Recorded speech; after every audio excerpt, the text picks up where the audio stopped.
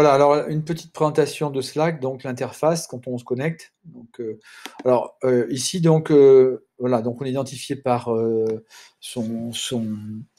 donc un identifiant. On se connecte bien sûr avec un mot de passe. Donc on a accès à son compte et donc c'est une plateforme, tout ce qui est plus classique pour tout ce qui est la connexion. Ensuite, dans l'application, dans l'utilisation de l'outil, en fait, Slack, c'est en fait un gestionnaire de workflow. Donc en fait, ce qui va se passer, c'est que on va se trouver donc d'abord à devoir soit s'inscrire, soit créer un, un espace, hein, et dans lequel on va demander à des gens de venir se connecter.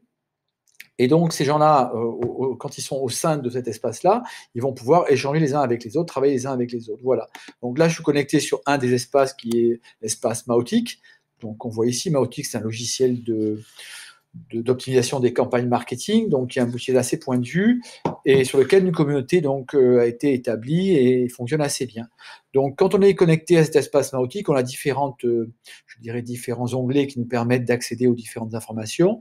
Donc ici, ça c'est de la pub, hein, donc sur l'announcement. Alors sur le Mautic Camp, ce sont je dirais des manifestations qui sont organisées pour la promotion de l'outil, mais on a aussi un onglet support qui nous permet, quand on a des difficultés, de pouvoir, au moyen d'un forum, de pouvoir le faire. Voilà. Donc, voilà ce type d'outil-là. Donc ici, quand on a la possibilité, on peut chercher des chaînes donc, qui nous intéressent si on veut pouvoir se connecter aux différentes chaînes, donc par thème, par type, par applicatif. Donc ça a un intérêt. Alors certains sont par inscription, d'autres le sont moins, bien sûr. Voilà. Donc là, je vais vous montrer un petit exemple de domaine dans lequel je travaille. Donc j'ai créé aussi une petite chaîne avec mes collègues de travail du lycée, donc pour pouvoir échanger et travailler de manière un peu continue. Donc ici, je suis connecté donc à cette chaîne que j'ai créée moi-même. Alors, je crois qu'en version gratuite, il y avoir possibilités de créer deux chaînes, mais la possibilité de s'abonner à tout un ensemble de chaînes. Et l'avantage de cet outil-là aussi, c'est qu'il est connectable avec des applications. Voilà. Donc, gros intérêt. Donc, ici, Trello pour la gestion de projet, mais ça peut être Google Drive si on a envie de travailler sur des logiciels qui sont partagés. Voilà pour cette mini présentation de l'outil de travail. Donc, en fait, on peut, alors si on a par exemple on peut passer donc des messages texte, des messages vidéo.